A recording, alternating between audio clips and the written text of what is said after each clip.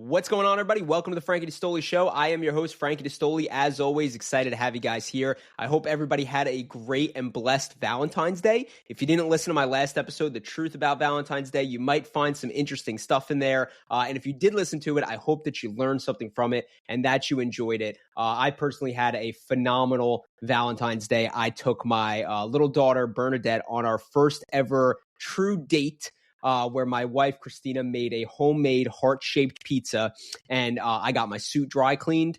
I put it on. I picked her up in her bedroom. She was wearing her little pink dress, and we walked downstairs to her little table and chair set, and we enjoyed a nice heart-shaped pizza. And I brought her a rose and a little teddy bear that said, "I love you," and she loved it. And she was, over the moon about it. And I was truly over the moon about it. I will not lie. I was very emotional about the whole situation. And then after that, we got some ice cream, which is one of the disciplines that I have to keep through Exodus 90. I'm sure if you guys probably heard me talk about Exodus 90. I can't have sweets, but because it was Valentine's Day and a feast day, I was actually able to break some stuff. So I was able to enjoy some ice cream with her as we sat on the couch and watched her favorite movie together, Snow White. So it was an awesome Valentine's Day. Of course, I love spending it with Christina as well. And I surprised them with a trip to Disney World. We are going to Disney World in October. That's what it's set for. We'll see. It's a deep ways away, but Christina is due within 2 weeks now. So our baby boy could be coming at any single moment. There's already been kind of some things where we're like, what's going on right now is happening. So I had to plan it for a little bit further out to try to get the kid to be at least like 6 or 7 months before we either jump on a plane or road trip it. I'm thinking, honestly, we're going to road trip it. And we were talking about this. Like, it seems just like a lot easier. We're going to have 2 under 2 at that point. So I feel like road tripping is going to be a little bit easier. We're going to have our car, we'll have the stroller, we'll have the car seats, all of those things. So, and maybe we'll make a 5-day vacation into like a 7 or an 8-day vacation by road trip. And we could stop in like, Charleston, South Carolina, or Savannah, Georgia, or somewhere along the way. If anybody's got any recommendations, I'm coming from Jersey. If you got any recommendations going down to Florida driving, if there's any cool spots to stop along the way where we could spend a day or two, please let me know, because I am not a traveler. Like some of my boys, like my boy Alec, like he travels like, I gotta say, at least like 5 times a year with his fiance Ariana. And like, they are like key, travelers. They know all the ins and outs. Meanwhile, like I'm out here, I know absolutely nothing about traveling. The fact that I planned our honeymoon in Hawaii and it was actually successful was a huge accomplishment, because like that was just like very, very new to me. I don't travel very often. I traveled a ton when I used to work on my old job. I was flying all over to a bunch of different states, but like that was different. Like I was going there for work and like I would just look on the GPS, like, all right, what's around me? But like we're going to Disney. I want to do this right. I think the last time I was in Disney was like I was 2 years old. So I don't remember a thing. So if anybody's been to Disney and has any recommendations for us, please send them over. Or if you've maybe road tripped it from the Northeast down to Florida, give me some spots to stop to take the wife and kids. That could be fun. But we're super excited about that trip. And overall, it was an awesome Valentine's Day. I mean, I just had an absolute blast. My wife, always skills it up with the dinner, and it was her phenomenal idea to do a little date with my daughter. And it was a moment that I truly, truly will never forget. And I will cherish it. And especially, things are getting real now with the son on the way and he's going to be here shortly. I've definitely been having those thoughts of like, man, these are my last few days of just kind of us three before, we add a fourth. And of course, I'm so happy about it. Christina's in the same boat as me. Like we're trying to cherish these like kind of last days with, just Bernadette being our only child. So a lot of blessings. Thank God. Just so blessed for all the great things that are going on in my life. I'm just so appreciative of it. But it was great Valentine's Day. If you guys didn't already hear, which I'm sure if you've been listening, if you're an avid listener to the show, or if you follow me on Instagram at Frankie D'Astoli _REI, we have our first ever Rosary and Real Estate event coming up. And it was supposed to be February 11th, but due to inclement weather with the snow, I did move it. And it is set for this upcoming Tuesday, February 18th. And it's going to be at the Tap Room in Haddon Township, New Jersey. And I am so stoked for this event.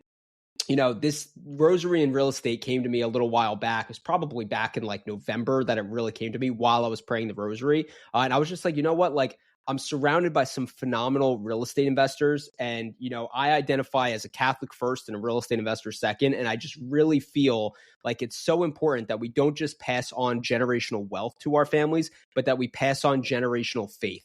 We need to be bringing faith into our households, really priding our family life on faith and on obedience to God and, the understanding of Jesus and our Blessed Mother Mary. And there's no better way to do that than the Rosary. And over the past couple of years, I've become very, very devoted to the Rosary, thanks be to God. And I've started Rosary and Real Estate. And to have this first event, I'm so excited for it. We are going to be talking, obviously, about the Rosary, how to pray the Rosary, why you should pray the Rosary, what type of grace is going to come from praying the Rosary and what it's going to do for you, and the type of person that it's going to make you. And then we're also going to talk about real estate investing and why you should buy real estate, what types of real estate strategies you should buy. And the cool thing is, everybody that's coming to the event that's signed up at this point is either an active real estate investor or an aspiring real estate investor. So when you come to this, if you are looking to get into real estate or you're looking to expand your portfolio or whatever the case is, you're going to be already surrounded in a room with a ton of, advanced and, expert real estate investors. And there's going to be a lot of networking just in the group itself. That's big. That's a big part of the event.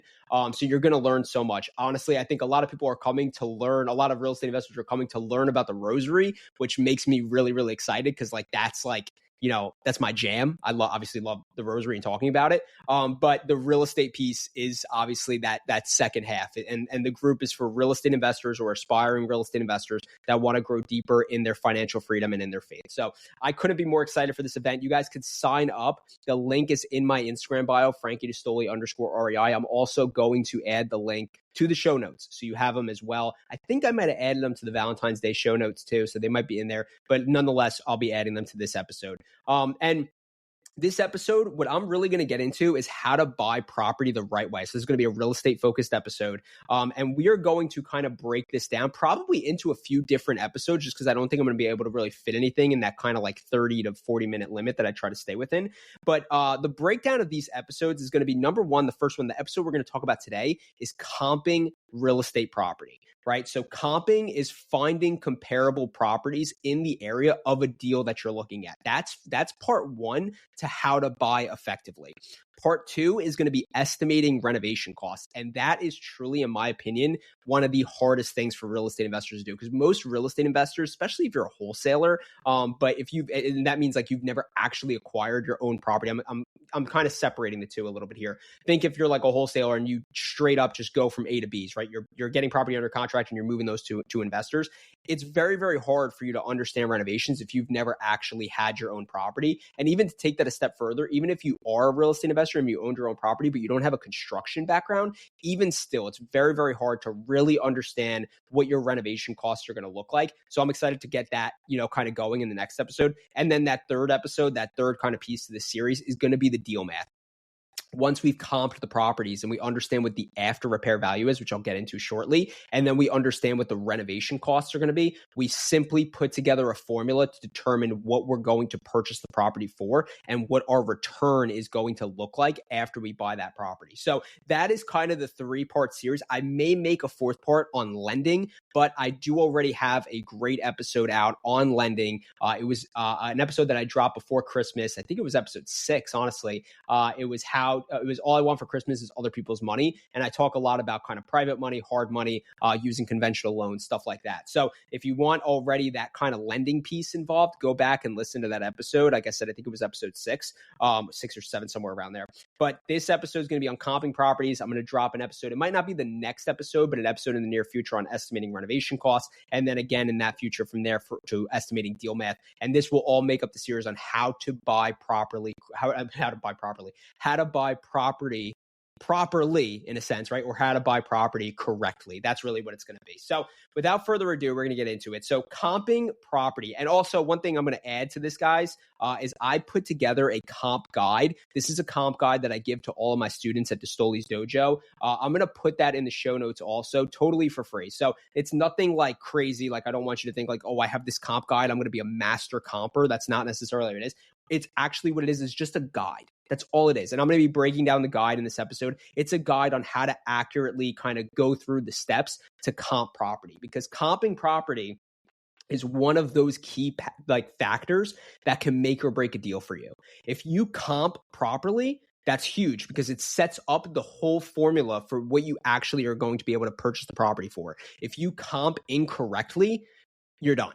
You're finished. Like you really, really wrecked a big part of that formula. And it's pretty much like if 1 + 1 = 2, if you put the formula in of 2 + 1 = 2, you're wrong. It's it. It's not adding up, right? It's literally not going to add up. So it's very, very important to understand how to actually comp property. And this is something that it's a skill. It's a developed skill. And one thing that I will say is like, it's also very, very important to understand your market, right? Because there's certain things that change as time goes on, and we're going to talk about that as we go through the comp guide. But again, part one of the formula is going through those comps. And as you're looking for comps, what you're really looking for is what's called the after repair value, or the ARV. So as an investor, right, we have an exit strategy. And I've talked a lot about this on previous episodes. An exit strategy might be to flip the house, right? So you might want to buy it, fix it up, and then resell it to an end buyer who's going to buy it and they're going to go and live in it, or whatever the case might be, right? Or it might be to use it as a rental property. So you might buy it, you may or may not put some work into it, and then you might use it as a rental property. Those two strategies, taking those two strategies alone, let's not talk about Airbnb or any of that other stuff. But just those two strategies alone changes things a little bit differently, right? If you are looking at a property from a flip perspective, you might look at some of those really high-end flips in the area that have sold, and that might be what your after repair value is. Whereas if you're looking at a property from a rental perspective, you might not necessarily be saying, I need to do all of this stuff in this house because I'm just going to use it as a rental, right? I need to do granite countertops and stainless steel appliances and, this, $4 LVP flooring, luxury vinyl plank. All of that stuff might not necessarily apply to you if you are using it as a rental. So that first thing is you really want to know is what's my exit strategy, because that could change up what you actually determine as your after repair value. And that's why knowing your area is really important, and knowing your exit strategy is obviously important. But let's just kind of, try to do an apples to apples comparison. So let's say that you are going to buy a house and your plan is to flip it. Okay. You're going to go in there, you're going to flip the house. You're going to look to see what are the comps in the area, what are the comparable properties in the area selling for, and what is the higher end of those sales that I can consider my after repair value. Meaning when I buy this property, after I totally fix it up and I renovate it the way that I want to renovate it, what's the house going to be worth? Now, when you go about comping, what you need to understand is that you need to use certain platforms to do this, right?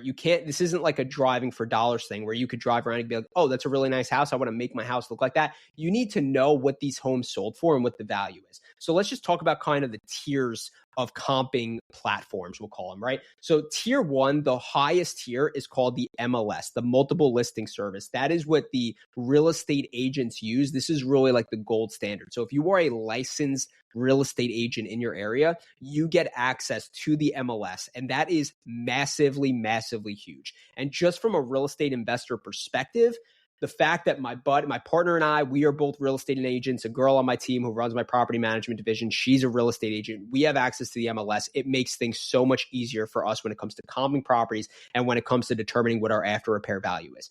Having said that, you don't need that to understand after repair value, to understand comping. The second tier is kind of some of these paid for platforms that I've talked about before, such as PropStream and Deal Machine. I'm going to use those two as examples. When you buy into PropStream and Deal Machine, PropStream, I believe, is $99 a month. At least at the time of me using it last, it was $99 a month. Deal Machine, they have a few different tiers. I personally like the $149 a month because it comes with free skip tracing up to 30,000 leads, which is massive when it comes to finding deals. But when you get those two platforms, you get access to MLS data, and I think in PropStream, you actually get access to cash offers and public record closings as well. So you're able to see what house is sold for in that area, and you're able to get kind of a replica of the MLS built into those softwares.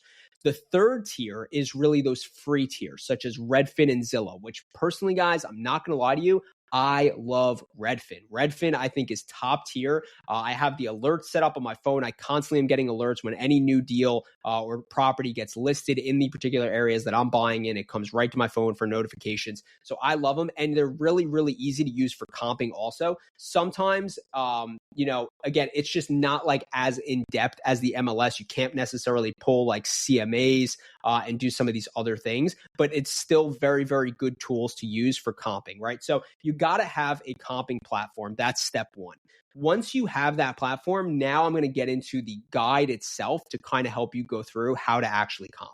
So the first thing that you want to do is you want to organize out your timing, right? So, and by timing, I mean, when you are looking at a comparable, so let's say you're looking at a house, right? And you're determining what you want to buy it for. And in order to determine what you want to buy it for, you need to determine your after repair value. You want to look at what homes sold. Okay, we're going to start with sold. I'm going to talk about active shortly. What homes sold within the past 3 months, 6 months, 9 months, 12 months, whatever the case might be. Now, when it comes to time, personally, I would suggest staying within 6 months. If you could get good comps within 3 months, that's even better.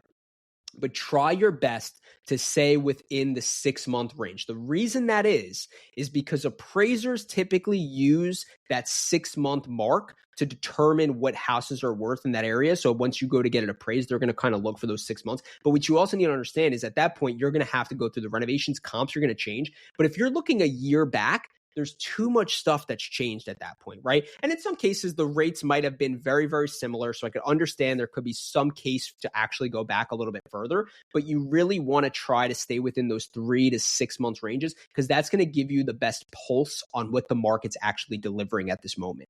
If you see a house that sold for $250,000, that after repair value, and it sold 6 months ago, but then you go back a year and you see a house that sold for $300,000 and they're very, very similar, you need to go with that 6-month comp because it's showing you the change in time, right? It's showing you that within a 6-month range, the after repair value on these houses dropped $50,000 or a big percentage chunk, right? So don't go with that $300,000 because you saw it that it sold a year ago. Go with that $250,000 that sold 6 months ago. Again, from an investor's perspective, you need to try to be as conservative with your numbers as possible because things happen. Things happen. I'll start by saying this. You could buy a property and you could comp it out and it could be worth $250,000 after repair value once you buy it. But then once you do the renovations and you go to list it 4 months later, interest rates could have spiked significantly and now after repair values have dropped, or supply could have increased significantly that the demand is not there to support it. So now you need to be price cutting yourself to get more aggressive to get an end buyer in there. So you want to be as conservative as possible, right? Because those things tend to happen. So when you're going in time, try to stay within the 6 months. If you could get 3 months, that's even better. Stay there, right? The closer in time that you can get, the better that it's going to be. So once you have your time piece, the step 2 is the distance piece, right? So now distance is from the subject property. So let's just say your property address is 123 Main Street. I want to look within I want to try to get my comparable properties as close to my subject property as possible, right? I don't want to be in different neighborhoods necessarily. I definitely don't want to be in different towns, and I definitely don't want to be in different states, right? If you guys are going to different states, we got a big problem over there. So obviously, try to stay within as close as possible. If you're within like a city, right? If you're in like, Pittsburgh or, somewhere in Florida, Jacksonville, whatever the case might be, try to stay within a quarter mile, right? And I remember, I wholesaled, I got my whole start in real estate from wholesaling. I've mentioned this a handful of times, and I was based out of Philadelphia in the cut of Philly, right? And it truly changes block by block. In any city that I go in, I see this all the time. This is very common in a lot of cities. They change block by block. So you could be looking at one house on one block, and the next block next to it could be completely different. It could be significantly better, or it could be significantly worse. Either way, you just don't know, right? So you need to try your best to stay within that small distance from that subject property. So if you're within a city, like 0.2, 0.1 is even better, right? Quarter at like the most, right? If you're a little bit, more rural, then you might be going a little more of like a half mile. Like some places in Jersey, we're going a little bit more like a half mile, right? And maybe even a mile. Sometimes that's like pushing it a lot over here. But you might be in some real rural places. Like I remember I've comped properties in Texas that were like, these properties were like in the middle of nowhere where I couldn't find a comp for 5 to 10 miles, and you got to go out sometimes, right? So there's going to be a lot of nuances with this. You got to kind of know your market and know like what actually, kind of justifies distance. But the best rule of thumb is you want to try to stay as close as possible. And again, going back to those platforms, this is why like the MLS is just like the gold standard, because you could easily categorize by like distance and time and all of this stuff. It's very, very simple. on other platforms like Zillow, like Redfin, it's easy to categorize between like sold houses, active houses, pending houses. It's easy to categorize between like, zip codes and certain things like that. It gets a little bit more challenging to categorize by distance, right? That's what I've noticed. Like when I love Redfin, like I was saying, it's very hard for me to say, hey, I'm looking at this property on Main Street. I want to know what comp sold 0.25 miles away. I don't even think Redfin has those. If they do and anybody knows about it, please let me know, but I haven't at least found it. So again, still doesn't mean you can't use it. I use it still. It's still a great platform, but you want to try to stay as close as possible to your subject property and then work out from there, right? Work out from there to kind of understand like, all right, I'm out 0.2 miles. I got nothing. I got no comps in the last 6 months. Let me expand out a little bit more. Once you have that, so you have your time, you got your distance, we're going to go to square feet. So I personally aim to be within about 10% of the square footage of my subject property. In some cases, I've expanded that out to 20%. I never go past 20% unless there's like zero comps in my area, and then I really got to price this out, price per square foot. But really, the way that I look at this is pretty much like if I have a home that's about 1,200 square feet, I want to look for homes that are roughly 1,080 to like 1,320. That's your 10% range, right? Or an easier way to kind of put that is just like 1,000 square feet to 1,400 square feet. That's kind of like 20% roughly. You have an idea of kind of those homes, but you're looking for those homes that roughly run in that same square footage. That's very, very important. I've seen guys get absolutely murked on this stuff. They will pull comps on houses that are 2,500 square feet where their property is like 1,300 and they're not doing a price per square foot situation there, right? And just to kind of go on a little tangent, a price per square foot pretty much means if I have a house that's 2,500 square feet and it's sold for, let's just call it 500,000, I'll do 500,000 divided by 2,500. And I know that I'm dealing with a house that's worth $200 per square foot. So if my house is 1,500, I'll do 200 times 1,500. And I know that my house after repair value might be $300,000 versus that $500,000 property, right? And again, that's more of an extreme case. You could do that on a smaller level. So let's just say, going back to that example, I have a property that's 1,200 square feet and I find another property that's, let's say, 1,400 square feet. I could do that as well. 1,400, or let's just say, what was it? It was, let's just say that 1,400 square foot house sold for $250,000. I would do 250,000 divided by 1,400. That gets me $178.57. I times that by my house, my subject property of 1,200 square feet, and now I have $214,000, $285. So I am able to still use the price per square foot method. I just need to know what the square footage is, right? If my subject house is 1,200 and I pull a comp that's 1,400, let me price this out, price per square foot, and kind of make an adjustment for what my ARV should be. Now, that gets a little bit technical, and I do recommend as an investor still utilizing that. But what you might still see is that house that's 1,400 square feet might have sold for $250,000, and your house is 1,200 square feet. And your house could still have a chance to sell for $250,000. So again, it's all market specific. It's all specific, dependent on the demand in the market. That's really, really important. But once you have those two other pieces, start putting together your square footage. Next, you're going to go to bedroom and bathroom counts, right? So at this point, now you want to look for comps that have that same bedroom and bathroom count. So if you have your, comps that if your property is 1,200 square feet and you put the 10% toggle in there or the 20% toggle in there, also start looking for comps that have similar bedrooms and bathrooms. So if your subject property, the house that you're looking at buying, is 3 bedrooms and 2 baths, don't use a comp that's got 5 bedrooms and 3 baths, right? Because that comp is obviously not going to be exactly fitted towards what your comp is. You want to try to get as apples to apples as possible. So you want to look for that stuff, right? Look for those, 3 bedrooms, 2 baths, or 3 bedrooms, 1 bath, or 4 bedrooms, 2 baths. Is there a way to turn your subject property into a 4-bedroom to get that? I do that a ton, guys. I do that a ton. This is one of the best cheat codes that I found in real estate, or maybe not necessarily a cheat code, but like the secret sauce in some of my deals is I will look for properties where I could add an extra bedroom for a few reasons. A, I do the Burr method on pretty much everything with me and my partner, Steve, right? We buy these houses, we renovate them, and we rent them out. That's our main prerogative. So we're looking to see, can we add a bedroom? Because we know if we could add a bedroom, we're going to increase our rents, which is important. And in most cases, we're also going to increase our ARV, because usually a 3-bedroom is more valuable than a 4-bedroom, or I'm sorry, a 2-bedroom, excuse me. And usually a 4-bedroom is more valuable than a 3-bedroom. So we're always looking for that advantageous, bedroom or bathroom count to increase, to add to our ARV and to add to our rents. So when you're looking at that, that's a key factor. If you're looking at a 3-bedroom and there's a few 4-bedroom comps in there, can you add a 4th bedroom in there? Can you make it legally fitting and make it not like a little box where someone's going to pretty much be like in a cell, right? But that's stuff that you want to look for. I know I'm getting a little off topic there, but you want to look for comps with the same bedrooms and bathrooms. Again, you want to try to find that apples to apples comparison. And if you need to go with another bedroom or bathroom against your subject property, try to figure out how much that changes value. Right. So let's just say you have a 2-bedroom property and there's no other 2-bedroom comps that you can find.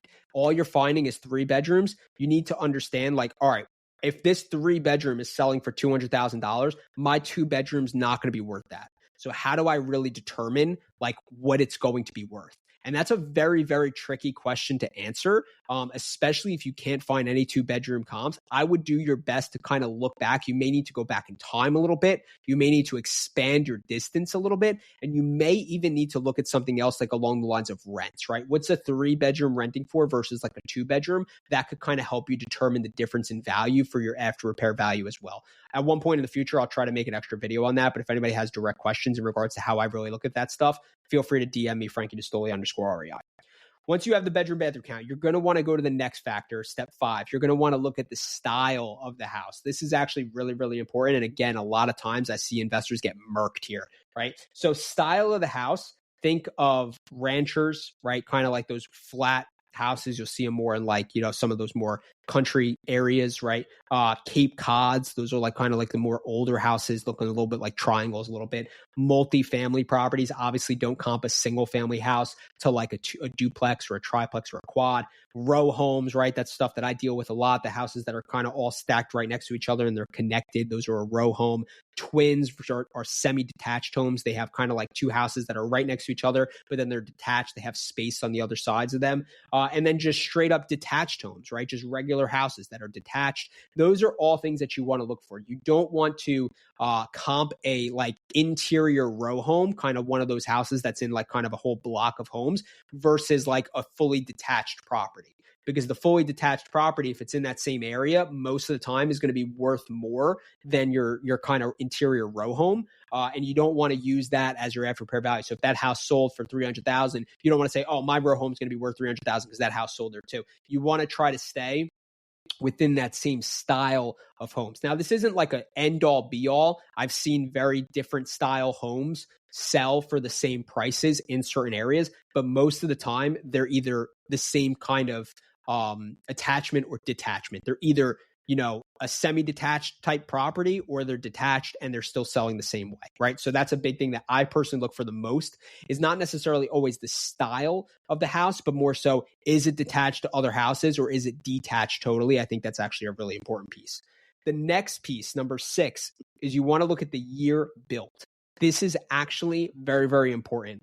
Stay as close to the subject property's year as possible. Don't take your house that might have been built in 1932 and comp it to a new build that was built in 2023, right? That's a massive, massive problem. And you are going to botch your after repair value and you're going to totally destroy your formula. You need to try to stay as close as possible. So if your subject property was built in 1932, really try to stay between like 1900 to like 1950. That's really like the biggest, most range that I personally would really go. And again, look in your kind of area, right? See like, all right, what are these houses? What are these comps selling for? What is the year range that's kind of going on here? If they're all kind of fluctuating between 20, 30, 40, 50 years and they're all kind of staying the same in price, you know that the market's demand is really just fine within that price range. But if you're seeing that houses that were built over 1950 are selling for 10 to 20% more than houses that were built below 1950, then you got to make sure that you account for that with your after repair value. Last one on this is kind of these comp breakers or makers is what I call them, right? So you want to look for aspects such as like, is the property on a main road? I see this a lot and I've personally gotten burned with this a handful of times. If the property is on a main road and you're pulling comps that aren't on that main road, my personal suggestion is take 5 to 10% off of the after repair value. So if your after repair value on these other comps is coming in at $100,000, I'm just using round numbers here. If they're coming in on $100,000 and they're in kind of like neighborhoods and yours is on a main road, make your after repair value like 90 grand, right? Or 95,000. Take a little bit off the top because the main road does defer, or not necessarily defer. It makes people not necessarily want to move to a house that's on the main road. And I could give you a personal example of this. My wife and I, we live in a town close by called Haddonfield, New Jersey. It's a beautiful town. And we passed this one house. And my wife always says to me, she's like, that's my dream house. Like, I love that. There's the way the brick is and all of this stuff, the way that the whole house layout is and all of that. She's like, the only thing is it's on a main road. I wouldn't want it. And that's the truth, right? Like, I have a daughter, a son on the way, God willing, we're going to have more kids. I don't want my kids running around with the main road right in front of them, right? That's a big factor for families. And also just in general, there's more noise on main roads, stuff like that. So keep that in mind, right? Again, if you are buying houses to flip, especially flip, rentals too, but if you're buying houses to flip, you need to keep your customer in mind. And your customer is the end buyer. It's the person that's going to be buying your house, right? And again, if you're a rental investor, your customer is your tenant. So think that way. Does it have a garage, right? That's another thing. I'm facing one of these situations right now. We looked at a triplex last week. It's got 5 detached garages. I can't find a single property in the area that's got 5 detached garages. I have no idea how to comp it. Thankfully, I have an appraiser in the area that's done a lot of work with us. I've asked him directly, or I should say my partner Steve has a good relationship with him. He's reached out to him, and we've gotten some insight from him on kind of what we might necessarily expect as our ARV. So again, a little insider trading there. Definitely the more advanced you get in investing, you'll get with that. But does it have a garage? It's going to change a lot of things. Does it have a pool? And if it does have a pool, is the pool good, right? Is it working? Is it like actually something that people could jump in and not come out with a disease, right? Like, we need to know those types of things, because if it's not and it's bad, that's definitely going to affect what you can pay for the property. But if it's really good and you could tell that properties with pools go up in value, especially in some of these hotter areas and all of that stuff, that's a positive sign. And another one that I have just on this comp sheet that, again, you guys are going to have in the show notes is it on the other side of a major highway? So again, in my experience with a lot of these areas that I've worked in, and even in my hometown here, there's usually division with, neighborhoods by major highways. You might have a major highway, and on one side of that highway, the neighborhoods are really, really good. The school system's good. Everything is good over there. It's very family oriented, X, Y, and Z. And then on the other side of the highway, that's where you get the ring notifications about gunshots and you get all that other stuff, right? So knowing where that highway is, that divider, is really important, because you don't want to be looking at a bad side of that highway and using good comps to comp it. And then you have problems when you go for a refinance, or you go for, you're flipping it and you're trying to get a customer to actually purchase the property from you. So those are kind of just my, comp breakers or makers. Again, I'm going to add this entire comp guide, the PDF version, I should be able to add into the show notes. I haven't actually uploaded a PDF, so we'll see how that goes. But if you can't get it in the show notes, as I'm making this, I'm going to find out. But if you can't get it in the show notes, go to D'Astoli's Dojo, REI.com, and I will add the comp guide totally for free for you guys to have as well on the website. So I appreciate you guys listening. I hope that you learned some good things about comping here. Again, the next part of the series is going to be estimating renovation costs, and then we're going to go to the third part, which is going to be deal math, and we're going to put it all together so that you guys can make sure that you're buying property the right way, because I hate to see people get burned, especially on their first deal. Trust me, I've been burned, but it wasn't always on my first deal. I definitely had a good first deal, thankfully, through my house hack. And I've had some good deals as well, but I've gotten burned on some other deals, and it sucks. It's not fun. And when you get burned on that first deal, sometimes it puts such a bad taste in your mouth that you don't want to invest anymore. So make sure you buy the right way. Make sure you comp the right way. And we're going to get into some more fun stuff as time goes on. Get out to Rosary and Real Estate. If you guys can, I would love to have you there. We are going to be doing a gift basket giveaway. The gift basket is pretty much almost worth $1,000. I put a video on my Instagram up today of what's in there, but you're going to have a limited edition Our Lady of Lourdes sweatshirt, a book on the Rosary called The Secret of the Rosary by St. Louis de Montfort, a book on real estate investing by one of my favorite real estate role models, Ken McElroy, the ABCs of real estate investing. There's an Our Lady of Lourdes rosary in there, and I am giving away a 100% off coupon to D'Astoli's Dojo, REI.com. And it's for the wholesaling real estate course. So if you are interested in wholesaling, I'm giving away a 100% coupon. You're going to get the course for free. It's valued at $595. It comes with 12 and a half hours of online training.